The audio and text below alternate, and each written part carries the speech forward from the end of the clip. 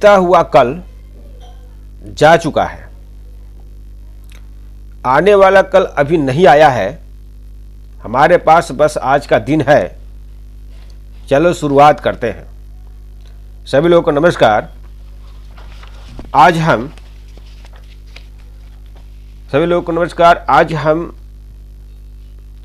सामान्य अध्ययन का भारतीय इतिहास का प्रैक्टिस सेट 25 का अध्ययन करेंगे।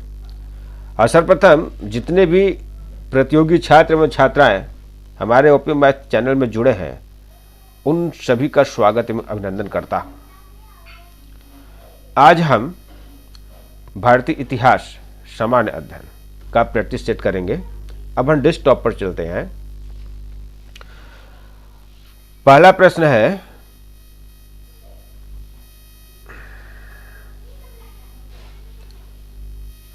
है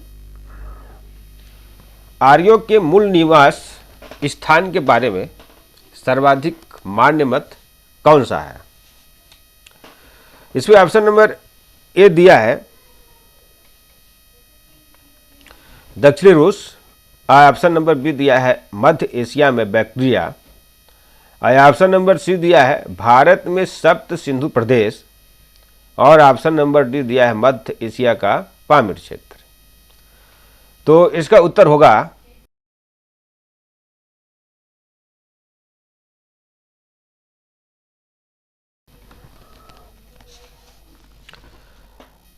ऑप्शन नंबर बी मध्य एशिया में बैक्ट्रिया।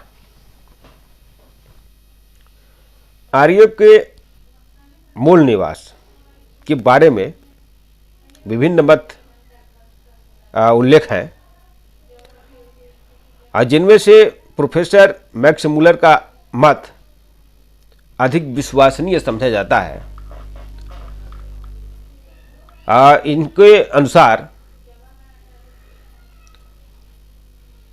इनके अनुसार बहुसंख्या में विदेशी और भारतीय इतिहासकार मैक्स मूलर के मत में सहमत हैं। अन्य मतों की अपेक्षा में इसे अधिक महत्व देते हैं।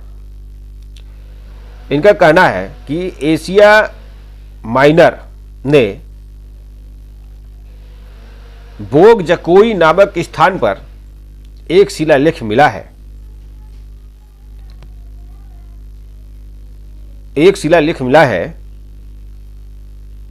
जिसमें आर्यों को देवता इंद्र और वरुण का उल्लेख है, जो उस देश में भी प्रारंभ में पूजे जाते थे।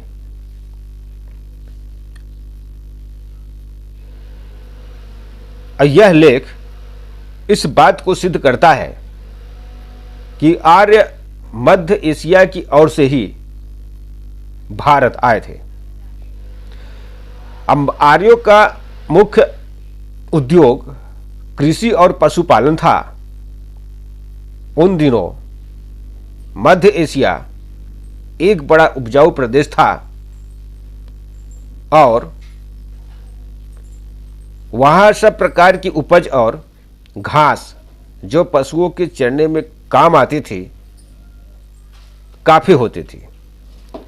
आर्य लोग ऐसे ही जगह रह सकते थे।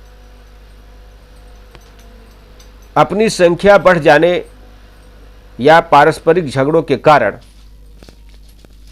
ये लोग अन्य देशों में चले गए। अंतिम कारण इन्होंने यह बताया कि मध्य एशिया ही एक ऐसा स्थान है जो यूरोप और भारतवर्ष में लगभग समान दूरी पर है। इसलिए कुछ आर्य भारतवर्ष की ओर आ गए और कुछ यूरोप की ओर चले गए। अगला प्रश्न है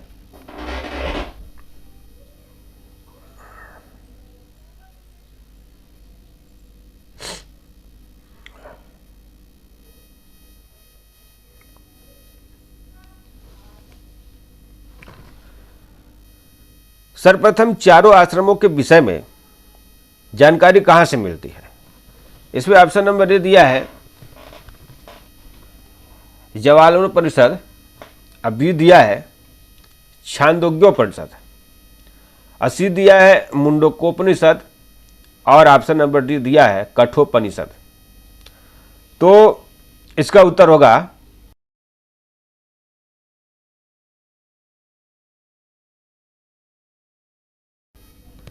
ऑप्शन नंबर ए जावालोपनिषद। यह उपनिषद 20 संन्यास उपनिषदों में से एक है, जिसकी रचना ईसा पूर्व 300 ईस्वी के पहले हुई थी और यह सबसे प्राचीन उपनिषदों में से एक है। और इसमें आध्यात्मिक ज्ञान की प्राप्ति के लिए सांसारिक जीवन से संन्यास लेने की बात कही गई है। जाबालोपनिषद में सर्वप्रथम चारों आश्रमों का उल्लेख मिलता है। इस उपनिषद में काशी को अविमुक्त नगर कहा गया है और यह भी वर्णित है कि यह नगर कैसे पवित्र बना। इसके बाद कहा गया है कि आत्मन यानी स्वयं आत्मा ही सबसे पवित्र स्थान है जहां विचरण करना चाहिए। इस उपनिषद में यह भी कहा गया है कि किसी भी आश्रम में स्थित व्यक्ति संन्यास ले सकता है। यह केवल व्यक्ति पर ही निर्भर करता है।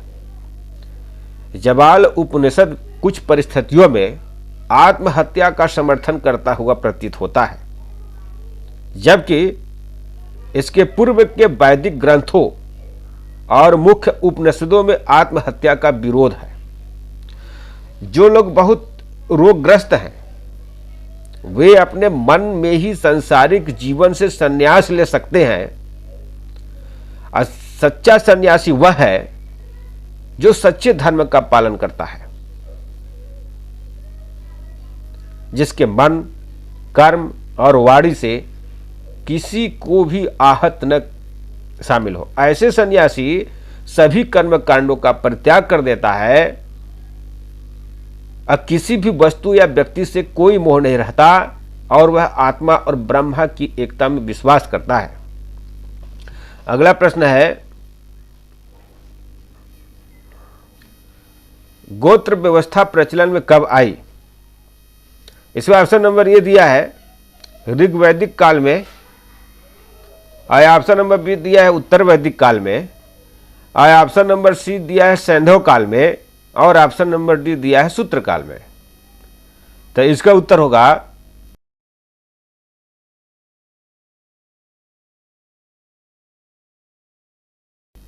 ऑप्शन नंबर बी उत्तर वैदिक काल में।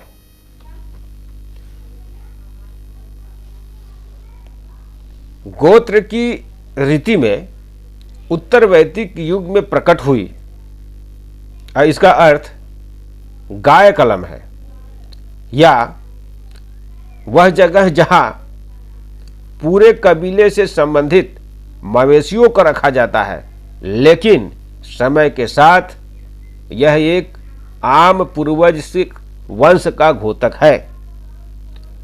कोई भी शादी एक ही गोत्र से संबंधित व्यक्ति या एक ही पूर्वजों के बीच नहीं हो सकती। गोत्र का नाम कश्यप, भारद्वाज, गौतम, भृगु जैसे दिग्गज ऋषियों के नाम पर रखा गया था। अगला प्रश्न है,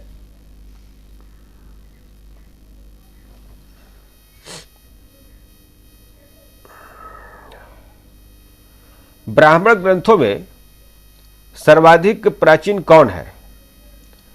तो इसमें ऑप्शन नंबर ए दिया है ऐत्रेय ब्राह्मण, और ऑप्शन नंबर बी दिया है शतपथ ब्राह्मण, और ऑप्शन नंबर सी दिया है पंचविंश ब्राह्मण, और ऑप्शन नंबर डी दिया है गोपथ ब्राह्मण।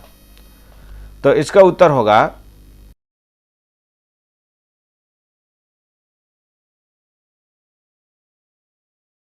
Option number B Shatapatha Brahmana. Shatapatha Brahmana शुक्ल यजुर्वेद का ब्राह्मण ग्रंथ है, परंतु यह हर जाति व वर्णों के लिए है। समस्त ब्राह्मण ग्रंथों के मध्य शतपथ ब्राह्मण सर्वाधिक बृहत काय है। अब ब्राह्मण ग्रंथों में इसे सर्वाधिक प्रामाणिक माना जाता है। शतपथ ब्राह्मण के आदि उपदेष्टा महर्षि याज्ञवल्क्य थे। अगला प्रश्न है,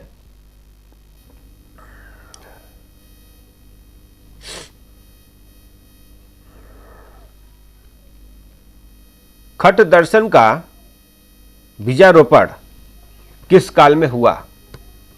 इसमें ऑप्शन नंबर दिया है ऋग्वैदिक काल में, और ऑप्शन नंबर बी दिया है उत्तर वैदिक काल में, और ऑप्शन नंबर सी दिया है महाकाव्य काल में, और ऑप्शन नंबर डी दिया है सूत्र काल में। तो इसका उत्तर होगा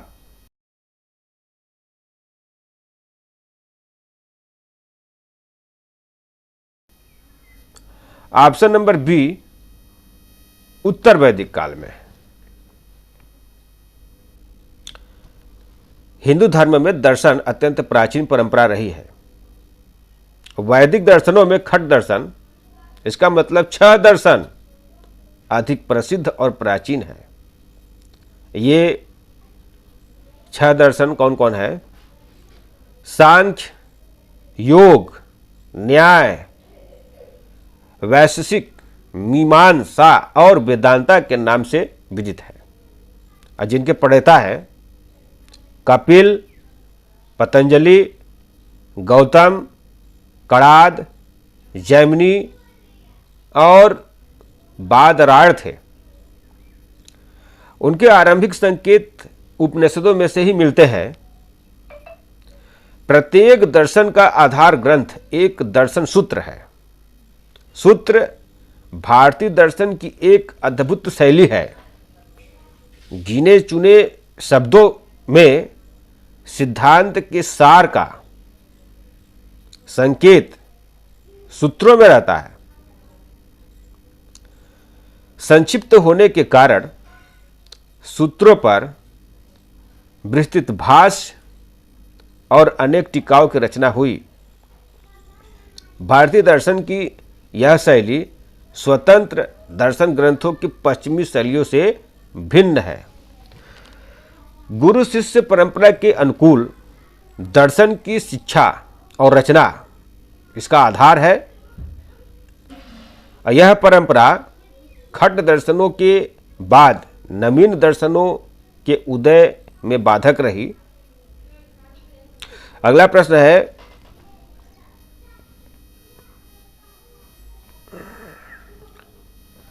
जैन धर्म का वास्तविक संस्थापक किसे माना जाता है? इसमें ऑप्शन नंबर ए दिया है पार्श्वनाथ, और ऑप्शन नंबर बी दिया है ऋषि भदेह, और ऑप्शन नंबर सी दिया है महावीर स्वामी, और ऑप्शन नंबर डी दिया है नेमिनाथ। तो इसका उत्तर होगा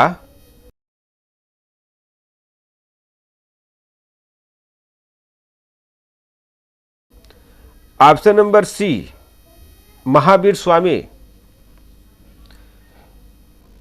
महावीर ने 30 वर्ष की उम्र में धार्मिक जागरूकता की खोज में घर त्याग दिया था, और 12 साल 6 महीने के गहरे ध्यान से उन्हें ज्ञान प्राप्त करने में सफलता हासिल हुई, जिसके बाद उन्होंने पूरे भारतवर्ष में यात्रा करना शुरू कर दिया और लोगों को सत्य, असत्य, अहिंसा, ब्रह्मचर्य और अपरिग्रह की शिक्षा देते हुए 30 वर्षों तक लगातार यात्रा की।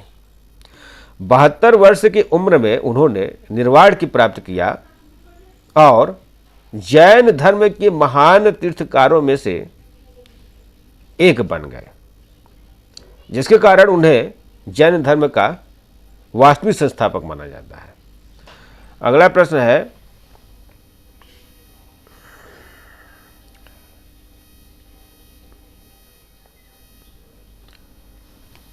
किसके जन्म दिवस पर शिक्षक दिवस मनाया जाता है?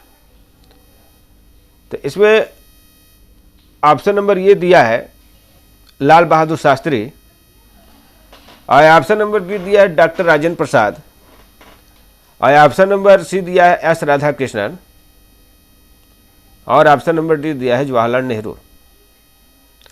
तो इसका उत्तर होगा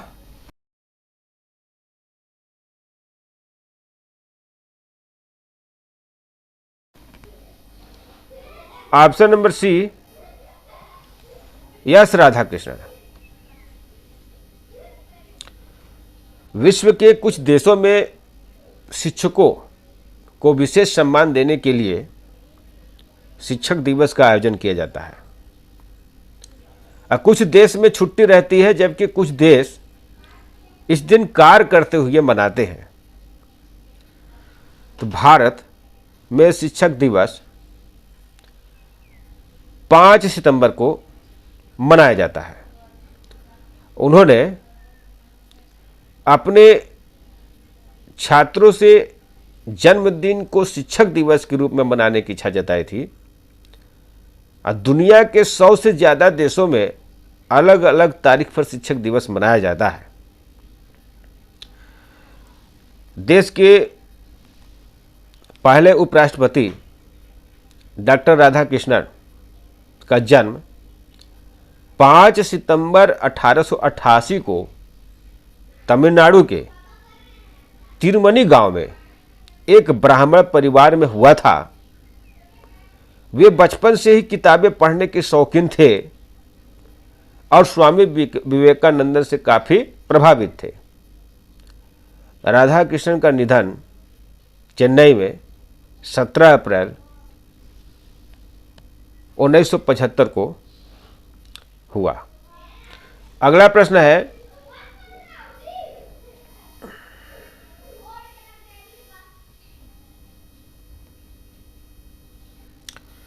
जैन परंपरा के अनुसार जैन धर्म में कुल कितने तीर्थकर हुए?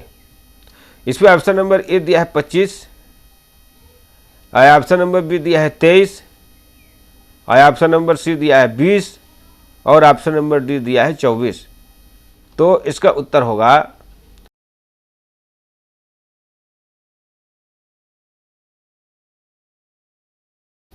Option number D 24। जैन धर्म में तीर्थकर उन 24 व्यक्तियों के लिए प्रयोग किया जाता है जो स्वयं तप के माध्यम से आत्मज्ञान यानी केवल ज्ञान प्राप्त करते हैं। जो संसार सागर से पार लगाने वाले तीर्थ की रचना करते हैं वह तीर्थकर कहलाते हैं। तीर्थकर वह व्यक्ति है जिन्होंने पूरी तरह से क्रोध, अभिमान, छल, इच्छा आदि पर विजय प्राप्त की हो। तीर्थकर को इस नाम से कहा जाता है क्योंकि वे तीर्थ पायाब एक जैन समुदाय के संस्थापक हैं जो पायाब के रूप में मानव कष्ट की नदी को पार करता है।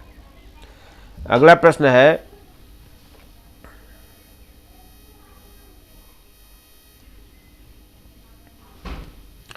राजगृह में महावीर स्वामी ने सर्वाधिक निवास किस ऋतु में किया? इसमें ऑप्शन नंबर ए दिया है ग्रीष्म ऋतु में, और ऑप्शन नंबर बी दिया है वर्षा ऋतु में, और ऑप्शन नंबर सी दिया है शीत ऋतु में, और ऑप्शन नंबर डी दिया है बसंत ऋतु में। तो इसका उत्तर होगा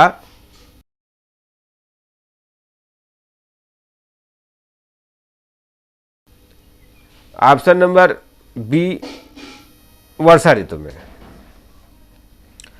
राजगृह अथवा राजगीर बिहार में नालंदा जिले में स्थित एक प्रसिद्ध शहर एवं अधिसूचित क्षेत्र है। यह कभी मगध साम्राज्य की राजधानी हुआ करता था, जिसके बाद में मौर्य साम्राज्य का उदय हुआ। राजगीर जिस समय मगध की राजधानी थी उस समय उसे राजगृह के नाम से जाना जाता था। तो मथुरा से लेकर राजगृह तक महाजनपद का सुंदर वर्णन बौद्ध ग्रंथों में प्राप्त होता है।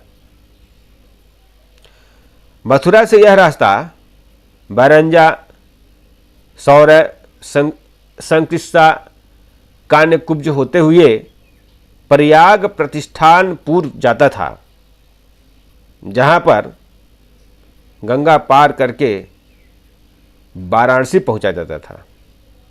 तो माना जाता है कि भगवान महावीर स्वामी ने वर्षा ऋतु में राजगृह में सर्वाधिक समय व्यतीत किया था। यहाँ प्रथम विश्व बौद्ध संगीत का आयोजन हुआ था। यहाँ जैन व हिंदुओं के अनेक पवित्र स्थल हैं। अगला प्रश्न है,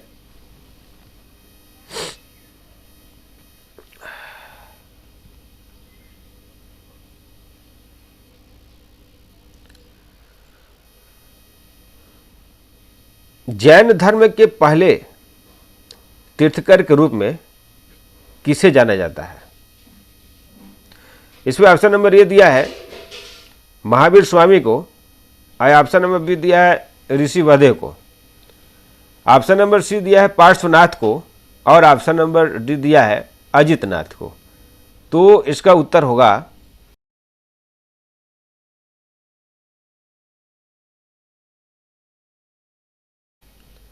ऑप्शन नंबर बी ऋषिवदे को। भगवान ऋषिवदे जैन धर्म के प्रथम तीर्थकर हैं, और तीर्थकर का अर्थ होता है जो तीर्थ की रचना करे, जो संसार सागर से मोक्ष तक के तीर्थ की रचना करे, वह तीर्थकर कहलाते हैं। और तीर्थकर के 5 कल्याणक होते हैं। भगवान ऋषिभनाथ जी को आदिनाथ भी कहा जाता है। अब भगवान ऋषिवदे वर्तमान हुड़ा और सर्पिड़ी काल के प्रथम तीर्थकार हैं। भगवान ऋषिवदे का जन्म एक क्षत्रिय परिवार से हुआ था। अगला प्रश्न है, एक प्रश्न का उत्तर आप लोग कमेंट बॉक्स में दें। प्रश्न है कि कांग्रेस का पहला अधिवेशन कहाँ हुआ? इसमें ऑप्शन नंबर ए दिया है नागपुर, ऑप्शन नंबर बी दिया है सूरत, ऑप्शन नंबर सी दिया है मुंबई, और ऑप्शन नंबर डी दिया है कोलकाता। तो जिसका उत्तर आप लोग कमेंट बॉक्स में देंगे। आज का प्रश्न यहीं तक। यदि यह श्रृंखला आपको पसंद आया है तो लाइक, कमेंट, शेयर और सब्सक्राइब करें। धन्यवाद। जय हिंद, जय भारत।